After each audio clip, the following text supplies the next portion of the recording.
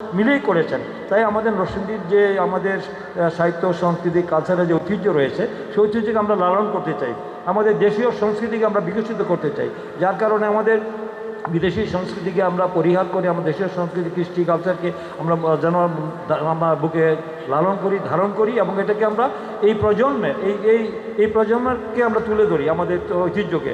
সেই ঐতিহ্যকে আমাদের কৃষ্টি সাহিত্য সংস্কৃতিকে তুলে ধরার জন্য আমাদের সবাইকে, প্রশাসন থেকে আমাদের সবাইকে, যারা আমরা সমাজসেবী রাজনীতিবিদ, সবাইকে আমাদেরকে এইভাবে এগিয়ে আসতে হবে। তাহলে আমাদের একটা জাতির সবচেয়ে বড় হলো কালচারাল এবং শিক্ষা, কালচারাল দিকে জাতি কতটা উন্নত সেটা অনেকটা নির্ভর করে তার কালচারালি আমরা কতটা ডেভেলপ। তাই আমাদের সাহিত্য সংস্কৃতি আমরা কতটুকু আমরা সমৃদ্ধ, তাই আমাদের এই সাহিত্য সংস্কৃতি যেরকম নিজস্ব সাহিত্য সংস্কৃতিকে আমরা বিকশিত করতে চাই। তো সেই বিষয়টি আমরা সবাই যেন আমরা লালন করার চেষ্টা করি এবং ধারণ করার চেষ্টা করি।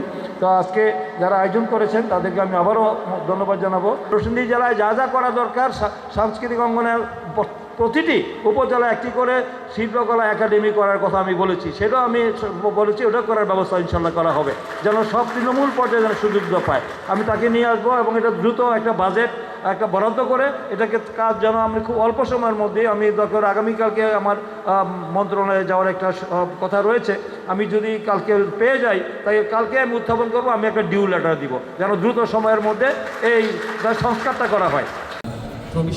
সঙ্গীত শিল্পী তিনি গান করবেন কাজুরি কাটিয়া এসো।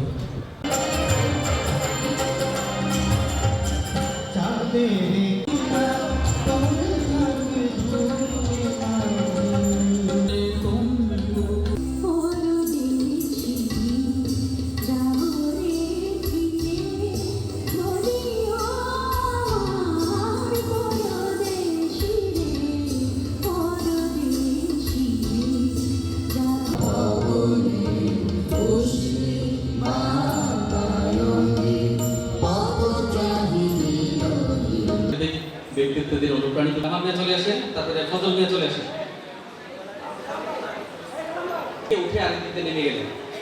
হ্যাঁ, সালমা আক্তার নেন, তারপরে টিপু সুলতান, তারপরে নিউ শান্তি অপেরা আসেন, নিউ শান্তি অপেরা, তারপরে সিউডি অপেরা।